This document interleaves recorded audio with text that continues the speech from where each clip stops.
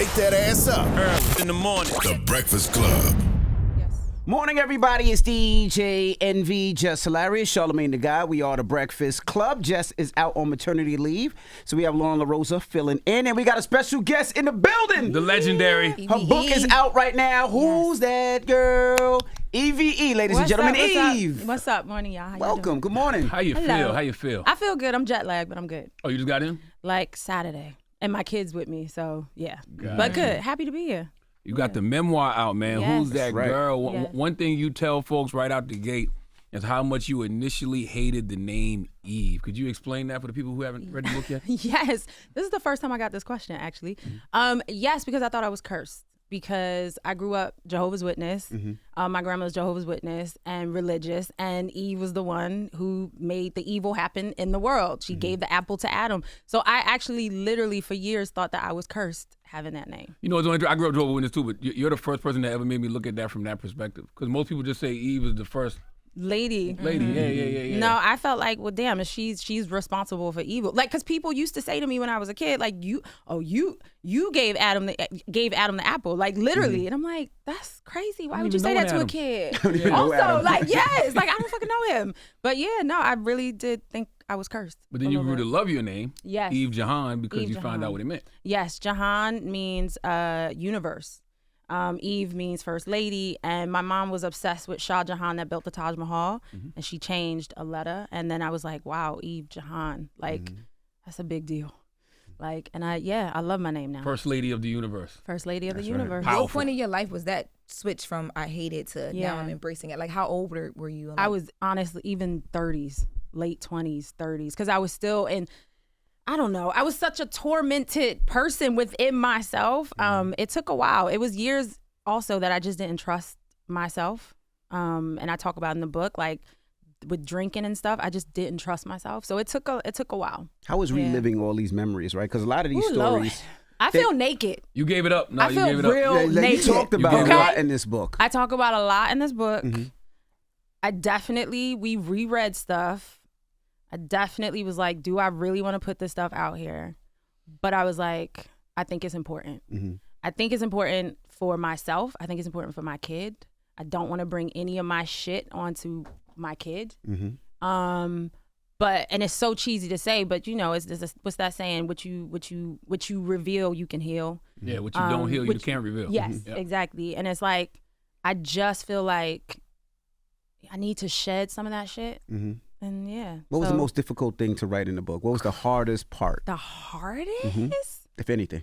No, there was, listen, I tried, we was editing kinda, and then I was like, fuck it.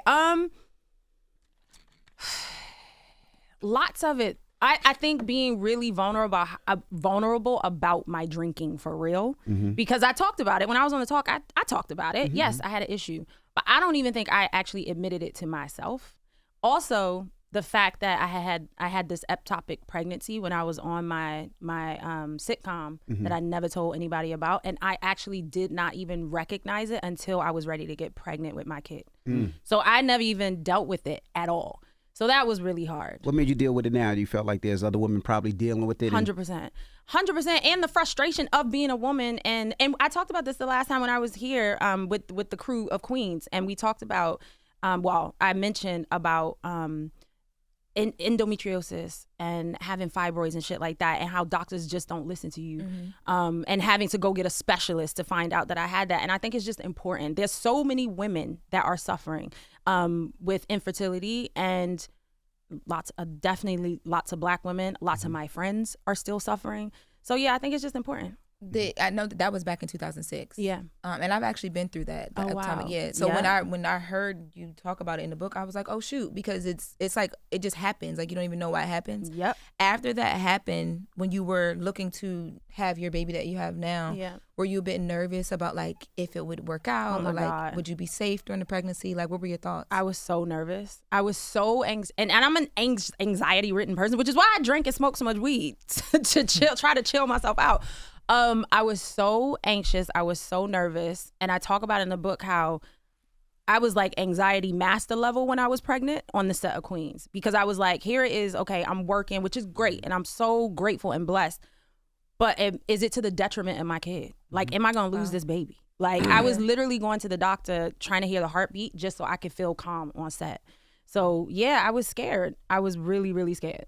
Yeah. You know, it's crazy when you younger and you don't know what anxiety and I guess, depression is. Yeah. We all have those coping mechanisms because they're all around. So whether it's in the lifestyle, in the hood, just growing up, you see family members drinking. And then I know hip hop didn't help. Oh, yeah. No, hell no. What the fuck? No, have another drink. What the fuck? Smoke some more.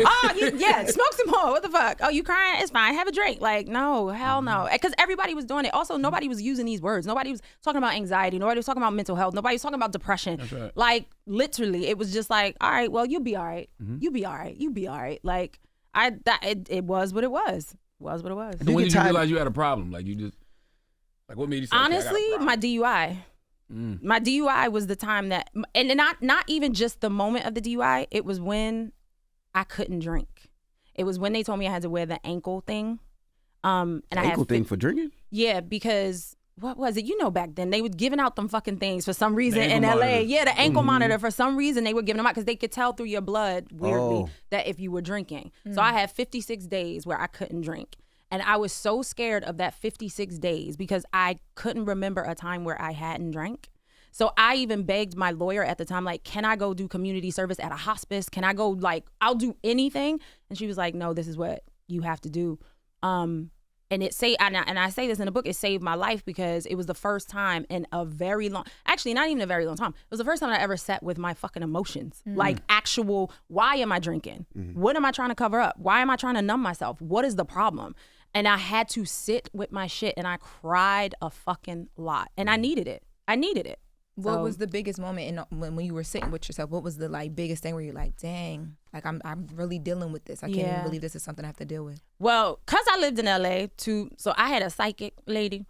And I say that because you know how it is in LA, but I believe in all that shit. I don't care. Some people are really good. A medium or a psychic? Yes, a medium. A medium, okay. I had a medium. And you still have one to this day? No, I don't. But if you know somebody, give me the number. No, go ahead. No, because she was very like, and I take it for what it's worth. I take it for what it's worth. She was very good. She wasn't the type. She wasn't scary. She was just like, she just could read you. And it was more like energetically, she was just like, at one point, I would call her for everything because I didn't trust myself. And one day she fired me. I called her and she was like, no. She was like, you're depending on me for too much. She was like, I have to let you go. Really? And I was like, oh shit. She's good. I didn't even know you can get sounds fired. like a therapist. Most people would have kept that money rolling in. And that's why I know she was good. My friends who got fired by their therapist are like really messed up. So how did you get fired by a psychic? I know. What did you call? What was that called? I wouldn't even, honestly, I would be like, can you come do an energy clearing over here? Can you come do that? And she was like, at one point I called her and I was like just in this dark place. And she was like, you know what you need to do. I am not responsible for you. You have to figure this out. And this was during that time, the DUI, this was all that shit where I was just trying to figure shit out. And at the end of the day, you cannot look outside yourself. Does not matter who it is or what they do. You have to look within. And that shit sounds cliche now too sometimes, but it's the fucking real, it's the realest thing ever. So it just forced me to sit with myself, talk to myself, go back to my roots, go pray. What was that moment? I'm saying? Like, what was that moment in LA that you were about to talk about when that was like the really big dark moment that you got into? It was me crying on the floor, depression, crying in a closet, like literally, and calling her, like literally calling her. That's why I brought her up and just being like, listen, I need you to help me figure this out. And she's like, no, I'm sorry, like you need to figure this out. At that time, what were friends, family, associates? So my other issue is that I push people away.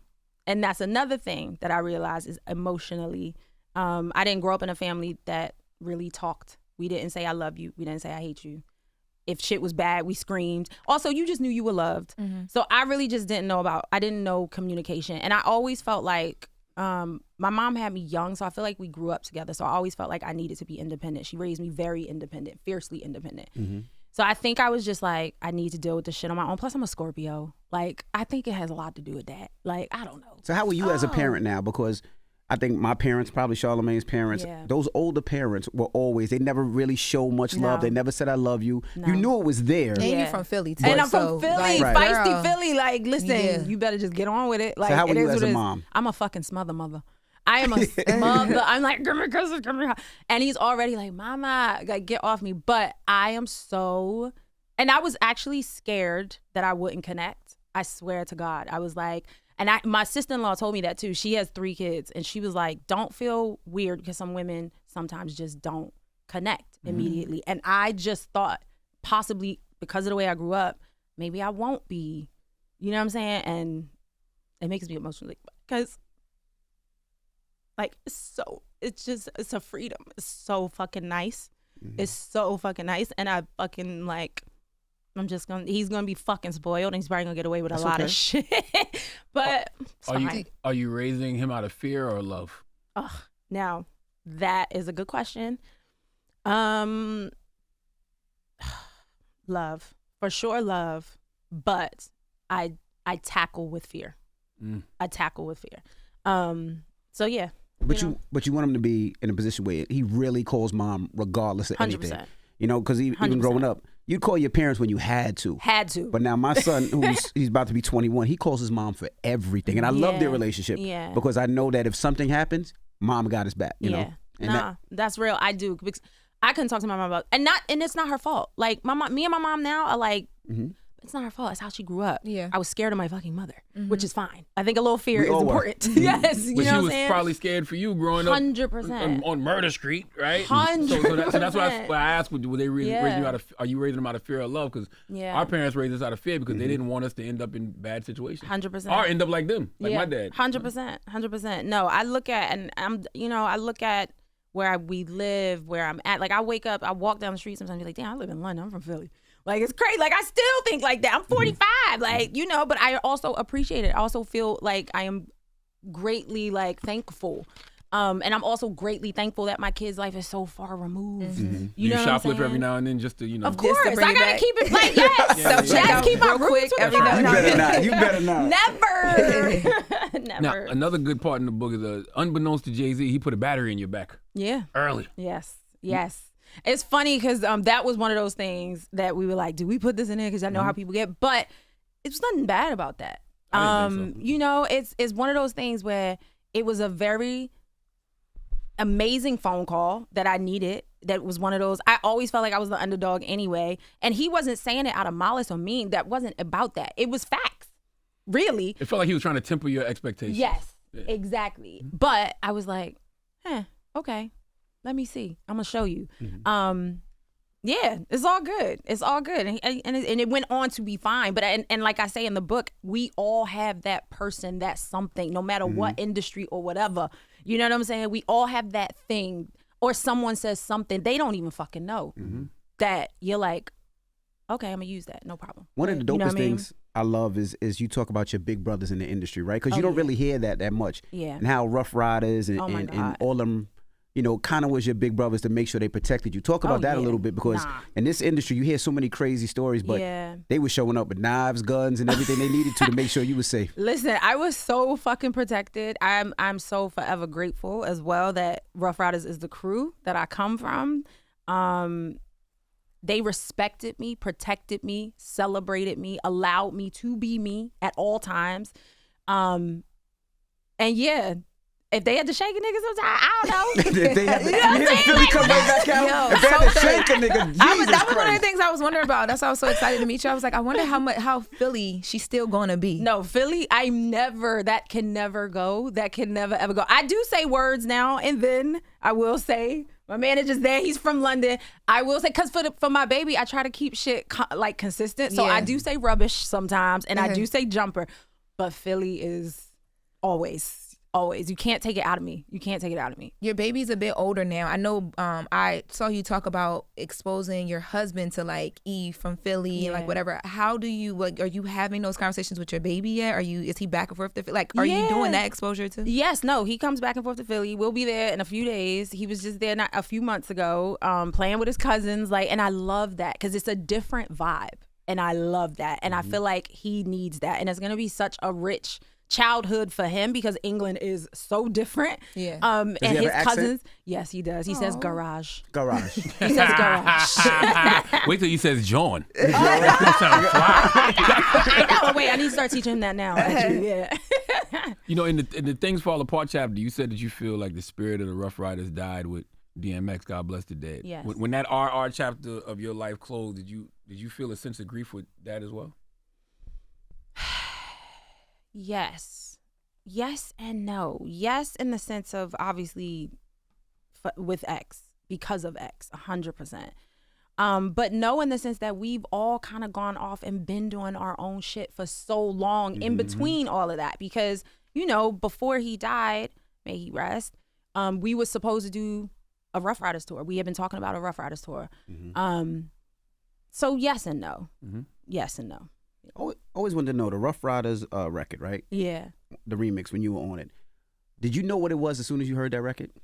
Break that down as soon as you heard Ruff Ryders anthem and I don't know. You know what I knew? I knew it was a fucking dope verse. I did know that. I was like, nah, this is because this is the thing. The way that they had us all in the studio, it was healthy competition. So I knew that verse. I knew it. I was like, this is the verse. I didn't know what it was going to do from there, but I knew that I was holding my own. I didn't really feel it until I heard it on the radio. And I was like, wow, that's what I sound like. And I didn't sound like they were carrying me. Like I knew it. Like I was like, okay, I'm supposed to be here. Absolutely. Yeah. Was that moment that I'm the That was that moment. That on the radio, that was that moment. Yeah. I was gonna ask, you get tired of telling the same stories over and over, right? Because listening to your hip hop stories, since you've been up here and since we follow you, I know the stories. Like I know the Mace story, I know the Lazy Stripper story. Yes. I know I'm 46. I I've know been the around. Dr. Dre story. To Lauren, who's 32, is brand new to her. But do you I knew get the tired Mace of telling them? I knew the Mace story. I'm from Delaware though, so Okay. the way we connect Not with much Eve in is Delaware. different. No, but Eve, it's right there. Like Yeah, we fly we into literally like cousins. So I knew that only because of that. But there are a lot of people. I saw people reacting online when like excerpts of the book were being picked up who didn't know that. Does that freak you out at all? Like when people are like. Some of it, it's because you know rehashing it like it's what new? what's annoying to me, I was talking about this the other day. It was annoying to me is, yes, like I've talked about the stripper thing, right? What's annoying to me about it though is that people fixate so much on it still. I'm like, bitch, I was 18. I was 2 months. It was 2 months, and I was lazy. And the craziest thing about that is not that I was stripping. I was just saying this yesterday. Is that I was rapping with my titties out. Like that's the crazier thing. And on top of that, Not crazy in 2024. That's what everybody well, does not now. crazy. Actually, That's I was a normal now. trendsetter. I was a trendsetter. But on top of that, the revelation of that is the situation that happened with the conversation, and that no one chooses to go there and say like, oh damn, that was a dope moment. No, she's just a fucking straight. Like, bro, are you serious? Like, so that annoys me. And that was one of those things where I was like, do we put this in the book again? But then I felt like people who did know my story might be like, oh, well, why shouldn't you talk about that? So yeah, I don't know. Yes, it gets annoying, but I think that was another reason for doing this book, because I'm like, these are the stories. Yes, there's some shit that I have already talked about. I will go deeper on that, and then now I'm good. Now it's time to move on. But it's also because Mace got a new resurgence with the It Is What It Is show. So Yes. that's what it Yes. what it is. Yeah, That's yeah. true. That's true. But no, crazily enough people don't even say his name to me. They just talk about the stripping thing. Really? Yes. Like, it's crazy. Yeah. And basically Mace was just telling you don't have to do this. Yeah, I mean, he was literally telling me, he was just like, what do you want to do? He was the first person that really asked those questions where I was already questioning, why am I here? What the fuck am I doing? For Like, the record, though, every man says that to the baddest stripper in the club. well, shit. Yeah. You don't have to do The this. girls do it too. I'm like, that's why Yeah. being there. Like, I so do what that do to you do girls. outside of here? No, but I do that as well. Me too. Like, yeah. My no. friends be like, Yeah. please put Lauren's Cash App away, because she just be, because I be like, dang, you in nursing school? All of y'all in nursing school? Now, the TV show Eve. Yes. The name of the show was Eve, Yeah. but your character's name was Shelly. I know. Why? That's what the network wanted. And then they was like, oh, like the Cosbys, where it was, they were the Huxtables. But his name was Cosby. So everybody knew the show. Trust me, I tried to fight them on that. Never thought You know, about I- that. Yeah, With the see, Cosby Show. I tried to fight them. That's another part of your life I feel like doesn't get talked about enough. You had a Yeah. sitcom. Literally. You know what I mean? Yeah. That did well. Yeah, that did well. I was very, very lucky. It did well. And I didn't take it as seriously as I feel like I should have or could have. And I talk about that in the book. I don't believe in regrets, but probably that's one of my only ones where I just didn't take it as seriously as I could have. What would you have done different? I would have shown up to table reads not coming straight from the club. I would not be having after parties in my dressing room. I was but I was the youngest on set, and I was trying to figure out how. You were a real rapper. I was a real rapper. That's a real rapper stuff. Like literally, like I was having after party. We would come from the club, go to my dressing room, and then I'm like, damn, I got to be on set. Like, and did not realizing like how many people, the crew. You know what I'm saying? Like, so I really would have done that differently. Yes. Does Eve care about the industry at all at this point in her life? No. Not really. Yeah, not really. Not in the same way. Definitely not. I think because I did go through so much torment within myself that now it's kind of PTSD to a certain extent. So I feel like that's why I do dip in and out, because I think it's healthy for me. What was the torment? Because you keep talking about questioning yourself, second guessing yourself, and now torment. Like, what was it? It was all personal shit. It was all personal shit mixed with. I think at the time I probably was depressed, but I just didn't know it, honestly. Which is why I did drink as much as I drank. But I just didn't understand it. I just didn't know it. And I also did have no one to talk to about it. And the times that I would go cry to people, they'd be like, you be all right. Like, you know what I'm saying? So then I'm like, well, what's wrong with me?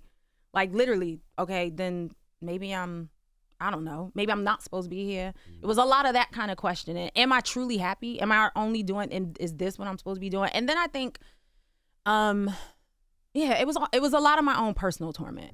It really was. Yeah. I've got to ask about, the kept woman comment, right? Oh, God. Like, people forget who you are and all the things that you did. I've been working for a long time. Where does that come from? Like, Eve's a kept woman and this, that. And I'm like, do y'all know Eve and the work that she put in? And I have been working. There's nothing wrong. She's not one, though. There's not. Listen, if you can do it, if you can get great, God bless you. If that's what you want and that's who you are, I have zero problems with it. I think it's a disservice to who I am and what I've done and what I've built for myself. That's why I have a problem with it. Like, I married this dude. I'm not gonna marry a broke dude. That's real. Like, but he's not. I think people also have put on him more than what he is, and he's not that. We do stuff for each other together. Like, he's just a dude I fell in love with. Like, let me Google his he's net a billionaire, right? He's not a billionaire. Oh, because that was always the headlines I saw. know. Like, even I'm like, and that's why I'm like, no, he's not a billionaire. He's Charlamagne, not what a you see, billionaire. Charlamagne? I'm looking it up. Come on, hurry up, man. Listen, he Charlamagne's does. a bird, by the way. He looks at everybody's net worth. The man got millions in Lord his name. Jesus. You gotta, Lord, no, but at the same time, like, no, I'm not kept. If I didn't want to work, it'd be fine. But it's just who I am to the core, to my DNA. Like, it's just who I am. And how was the transition to London? Like, Yeah. when you decided to move to London, no you had to be cheesesteaks over there. scared Ain't no as a mother. cheesesteaks. It was one place though. You tried it was it? one place and it was good. And they were from they did have Amoroso's bread, which was the good bread. But then I think they shut down. Okay. So how was moving to 60 London? million, by the way. 60 million? Oh, where the billionaire thing came from? I don't know. I think maybe because he's white and British. I don't even know. I swear to God, 'cause I was like, I never said it. There's literally no quote for me.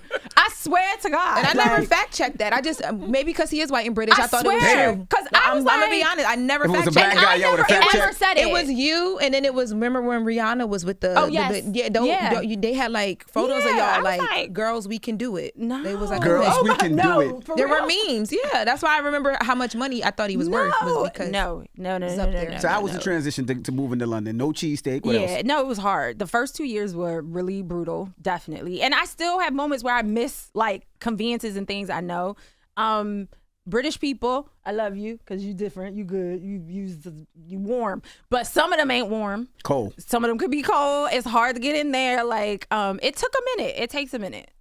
And it's still weird and different. But I've been there 10 years. Like, it is actually home. Like, so when you get a presidential race here, you'd be like, all right, I'm just going to stay in London. No, but I'm still voting from there. I already put in my like absentee, make sure y'all get my absentee, like, because it's important, because I'm still American. I am American and I do care what happens here because at some point I want to come back with my kids so I want him to go to college here. Like, that is my goal. Like, I want him to come back and I pray by then that the country is what it needs to be for all of us. Imagine being Eve's kid in college. Your dad, we already thought your dad was a billionaire. Your mom is Eve and you just pop up in college with this crazy accent that people are going to love. Yes. Saying John, like, he's going to have a great time in college. My little babe. We got to talk about NYU. What are you doing with NYU? Yeah, so I am Professor Jeffers Cooper now.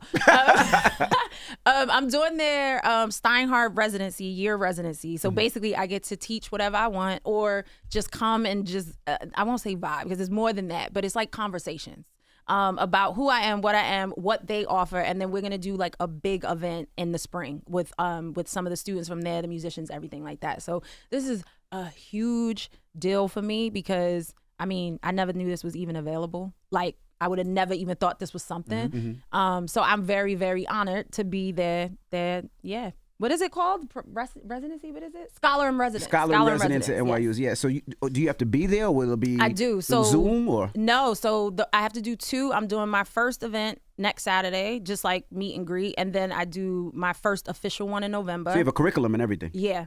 First official one in November. I'm gonna do one in London, and then in the spring back here.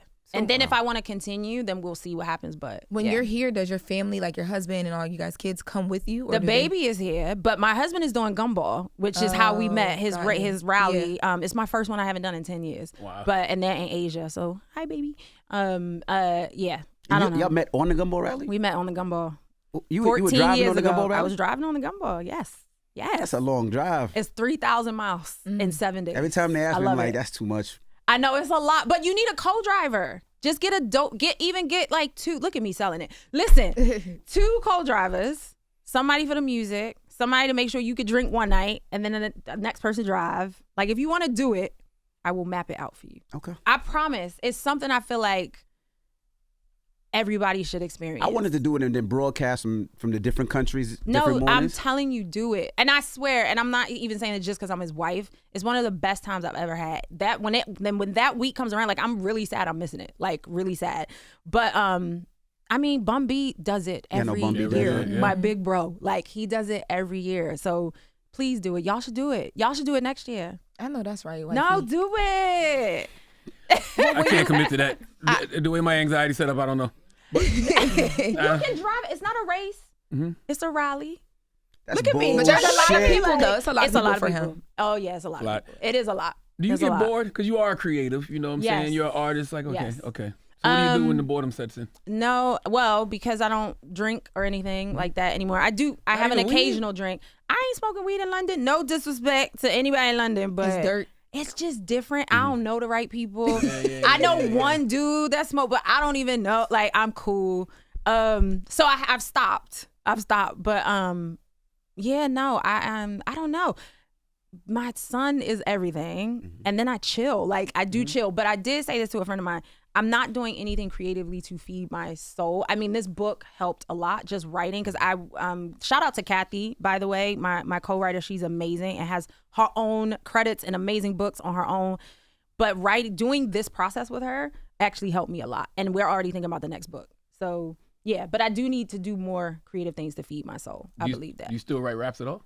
I write poems more. I went back to that because that's where I kind of first started. That being said, we are talking about, because this book also falls around the 25th anniversary of my first album. Oh, wow. So yes, Let There Be Eve. So we are talking about reworking stuff to put it out next year. So there will be some new stuff next year. If you rework stuff or like do anything music-wise, would you add any of the new girl artists to I definitely anything? want to. Who I would definitely be your want to. go-tos? We're still talking top about it. Top 3 go-tos.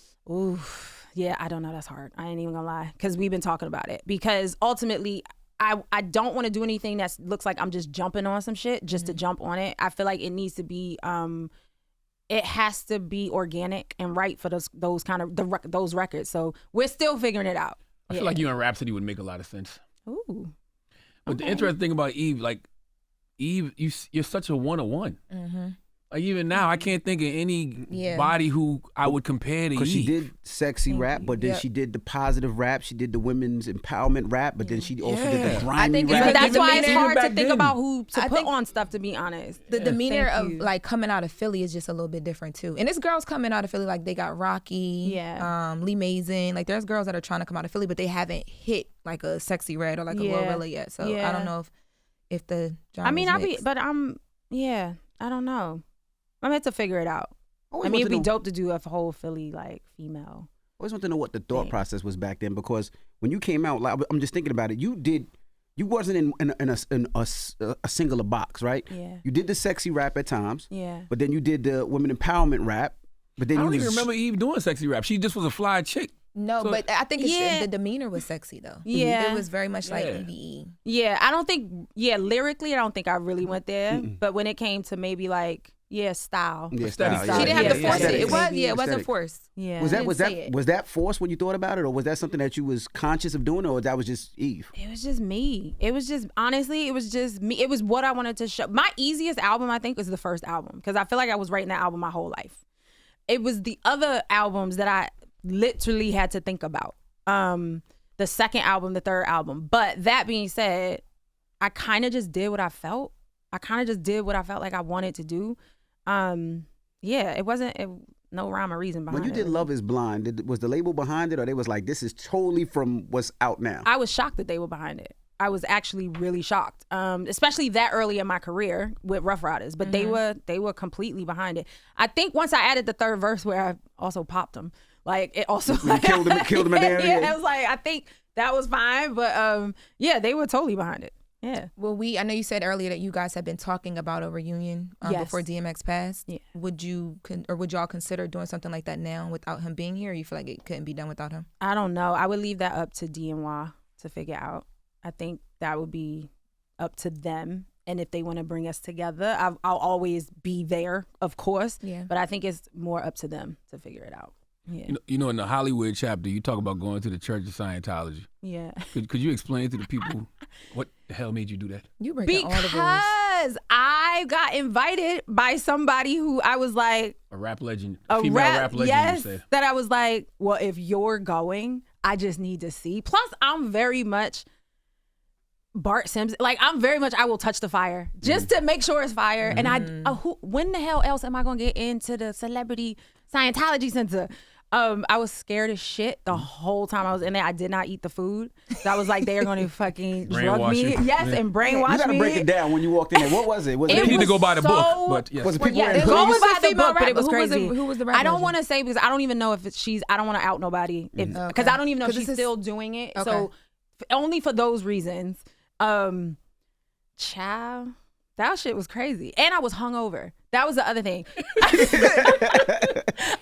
I remember that. That's why I was so stressed. But it was very weird. You definitely got to read that chapter. It So was you very walk weird. in, and is there like access codes or like what is No, Are they but there's wearing people hoods? with you. There's like people everywhere there are people everywhere watching everything. And there are special people to walk you to they all wear the same thing. Like, it was crazy. Was it one of those things where you felt like, since I'm in the industry now, I guess I should be doing this because this is what people in the industry do? Well, I was more curious because of this person. We had kind of had a light, like, friendship. It wasn't like but because we were getting to know each other. So I was curious in that way of like, oh, interesting. Why? What made her do that? Let me go see. Meanwhile, obviously, I'm still on this. What am I doing? What's going on? But I quickly was like, this is not for me. No. You told your family about that? What'd they say? No, like my mom and Yeah, stuff. No, I'm like, you breaking all the rules. And mom and grandma wouldn't have been with the psychic or the Church of No, Scientology. I know. No, they wouldn't have been with it. Like my grandmother for sure. My mom now, she's like, whatever. She's like, you are who you are now. Like crystals and sage. She knows who I am. But back then, no. But your mom's still in the hall, though. No. Oh, she not? No, my mom's not. My grandmother is still. Grandmother is, okay. My grandmother is still waiting for 144,000. 144,000. Yes.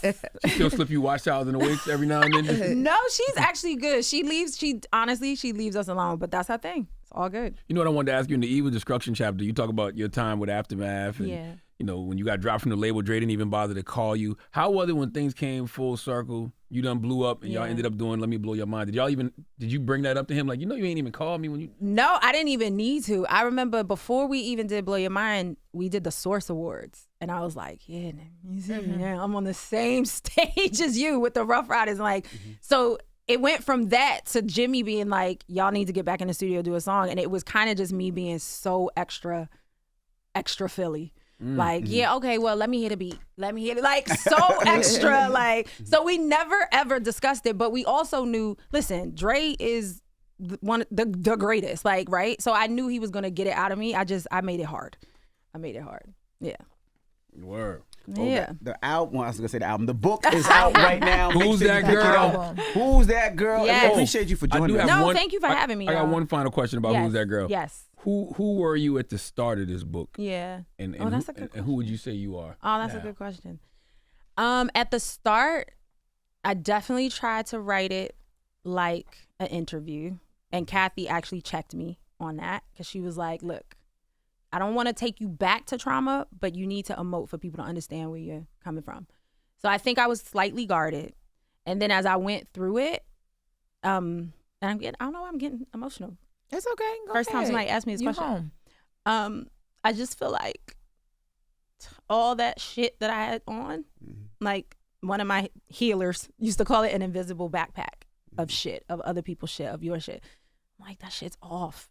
And listen, my life's been great. This is not a book about being like, fuck that. This is not a book. This is a book about me realizing how, as much as I say I was in this personal turmoil. Yes, turmoil. How determined I was to believe in myself to get to a certain place. And that, at the end of the book, I was like, damn, I'm proud of myself. So, yeah. All right. Who's that girl in memoir out right now? Thank you for joining us this Thank morning. you. I did not expect tears at all. But thank you for having me. I'm glad they didn't fall because we ain't got no tissue. I was looking at tissue right there. I was You looking didn't even try. see You it. didn't even I try was to looking pass at it them like, to me. where's the I was tissue? looking, I ain't seen them either. Nobody walked. No, y'all just be If we put them in the corner so you can't touch now, them. you can let it flow. We need it for the Sorry. content. Hand her the tissues. Right. Let her throw it. All right.